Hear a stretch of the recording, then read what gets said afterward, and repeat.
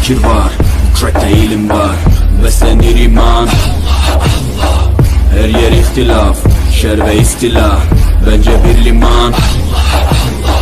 Gerçekte kitapta yazılı bu Kur'an. Dur bak hurdaç, flow mus'ab, anlatır hak kitap, yalan ve hakikat, cabası tarikat. Sana yobaz derler, böyle olmaz derler. Onlar gibi düşünmedikçe çoban derler. Biz Müslümanız, düşüncemiz hüsnü zandır. Bak istediğin güçle saldır. Biz Rabbe müptelayız, işinde Allah, dilimde Allah, zikrimde Allah, fikrimde Allah, aklımda Allah, aşkımda Allah.